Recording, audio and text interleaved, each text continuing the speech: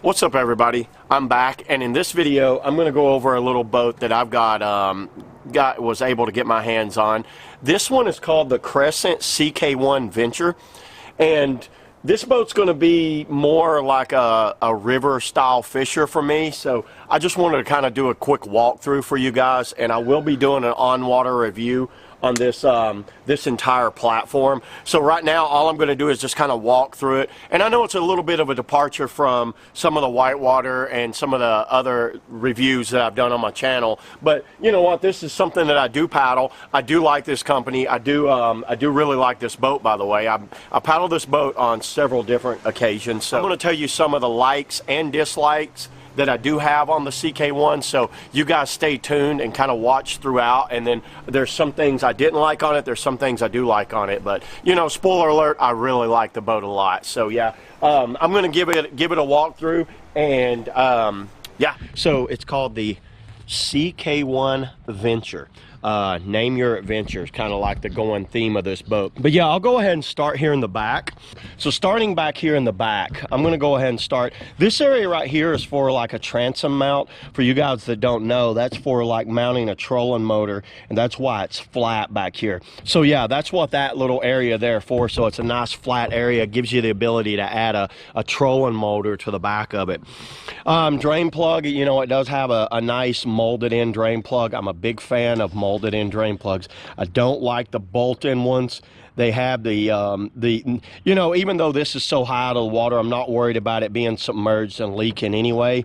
Unlike a whitewater boat where the drain plugs a lot of times are under the water, they can have a tendency to leak. So even if it's a bolt-in, I just don't like it. I think it looks cheap when I see that. That looks nice. That looks more thought out with that right there. So it's got these big like mounted handles here, right here. You're supposed to grab it 2 handles. But I tell you what, I didn't really like carrying it by these because I couldn't really get my hands, you know, comfortably on it. I'd much rather have a handle here that I could pick up on. So it was a little difficult to carry this, even by, you know, 2 people. It makes it a little difficult to carry this. But you know, good thing is this boat only weighs like a little over 60 pounds. So at 60 pounds, I can pick this thing up by myself and carry it around fairly easy. Got a couple of little like extra deck loops right here for attachment points right here. This is the nice big bungee on it. This is made to be, and at first I didn't really like these off hooks and the ability, but now with the ability to remove my bungee completely, I'm kind of liking it. I'm not a big fan of these hooks. I would like to see something better right here, but you know, they work. They're kind of growing on me like everything else. You know, at first I didn't like them, but I'm starting to like them a little bit more now. You can take these off. This is a very short track. You can take this bungee off and use this track for an extra rod holder. Oh, the mighty mounts, the Yak Attack mighty mounts. I think that's what this is called, a mighty mount. Not really the biggest fan of these. I like flush mount rod holder. Go ahead and show you guys how it works. You basically slide that in. So I'm mounting, this is called the Zuka 2.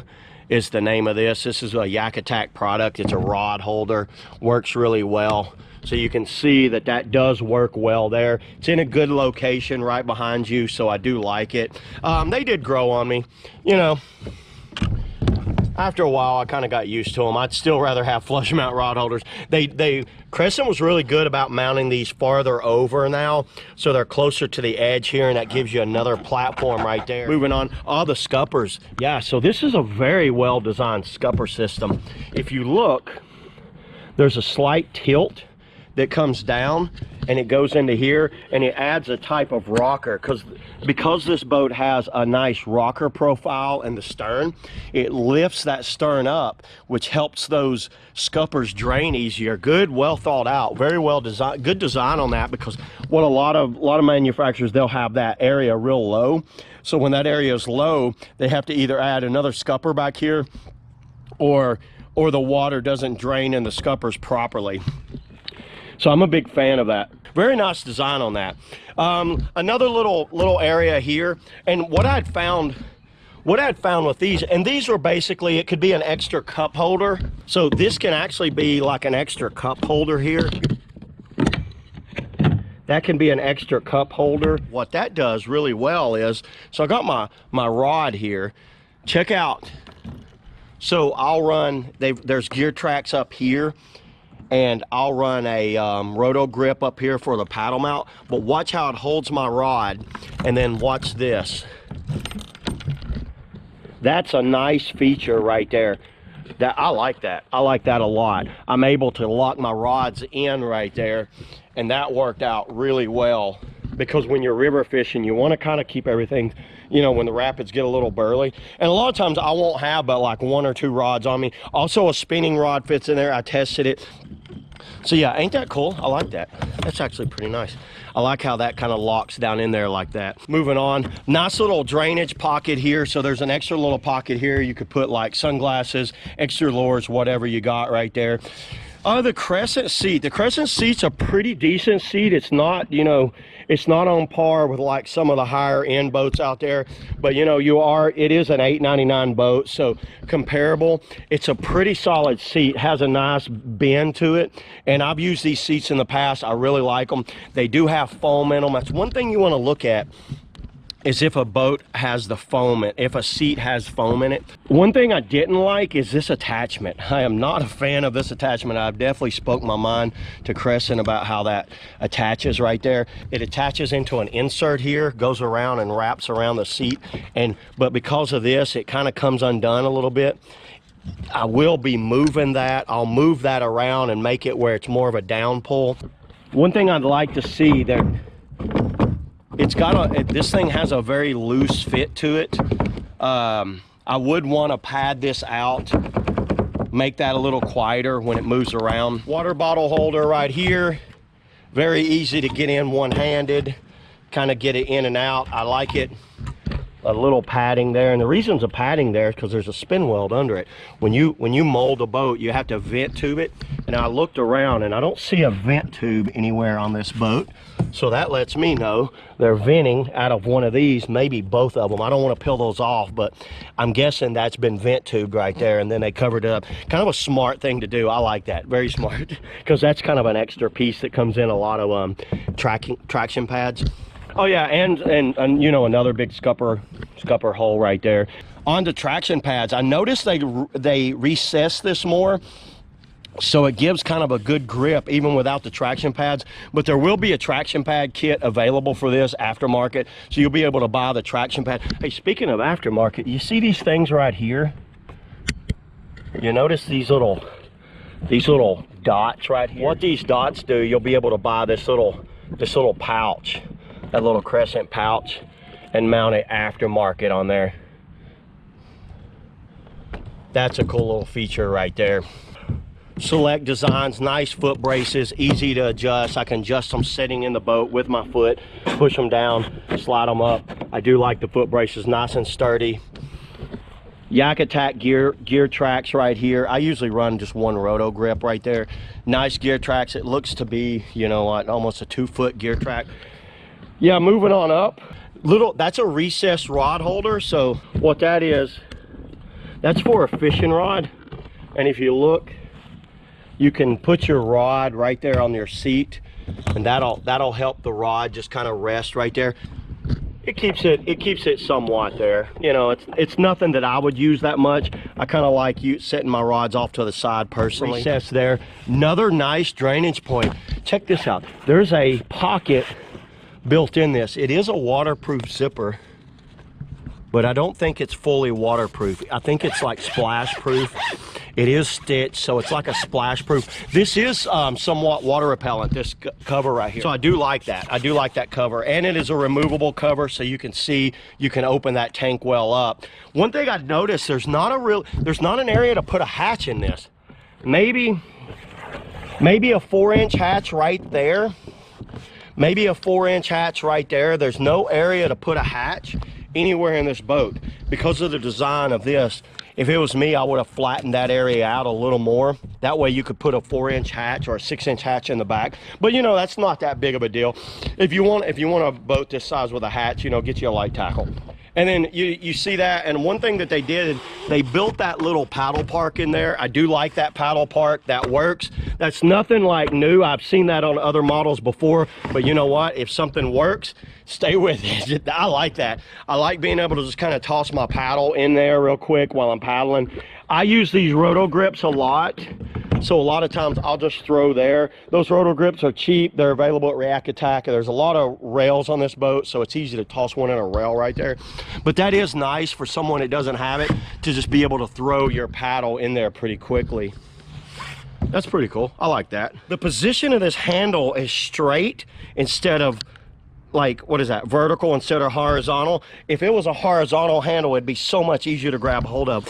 So to get around that, what I've done, I've basically got one of these little kind of, I don't know, it's basically just a little handle. You could probably get these off of Amazon. You could get them pretty much anywhere. It's a little type of handle. It gives me a handle to pull this boat, so I can pull this boat around by, because I do not, man, if you try to get your hand in there, it kills that pinky finger, all of that weight crushing up in there. That handle really should be that way instead of this way. But that works fine. I don't mind that at all. I really don't. That's a good drag handle right there. It's still a good, solid, sturdy handle, plastic handle for locking the boat to a tree or locking it down. You got two of these handles on the side with a paddle park. So you got two paddle parks in there.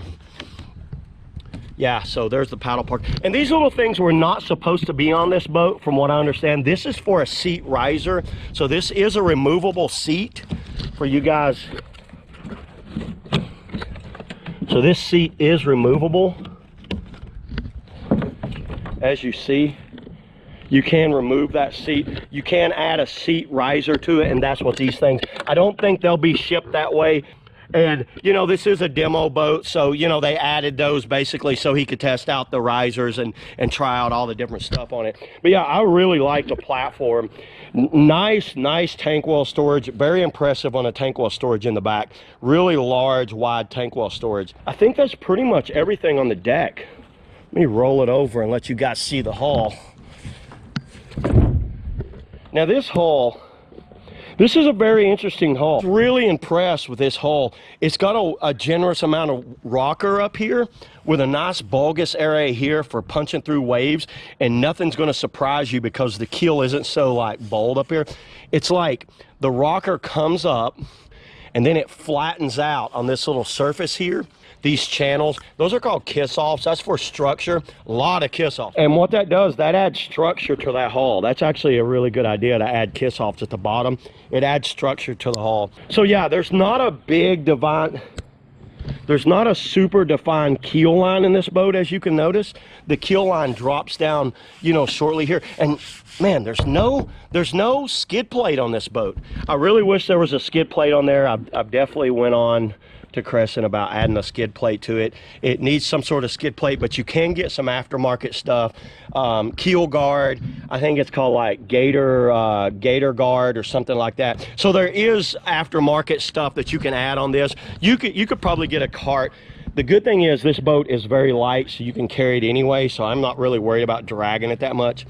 But this will be more like a river boat for me than a lake boat. My lake boat's going to still be by my Bonafide EX. I really like that as far as my lake boat goes. This will be more of a zippy downriver. And the reason I like it for a river boat so much is the amount of rocker that comes out of that stern. So it comes down and it's rockered up. And what rocker is, it's like a banana type shape. For you guys that don't know what rocker is, it's basically got rockered in the ends. Not drastically rockered, but it is rockered up.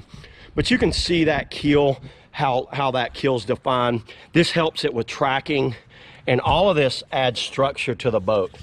So it's like a bi-level type edge. Very flat sidewall there, sharp. But the good thing is, when you look at this area here compared to this area here, that's a solid 4-inch drop from here to here. So that lets me know the boat's definitely going to be edgy from side to side like that, which, you know, that comes back to stability, and a lot of people talk about stability when you're talking about boats like this.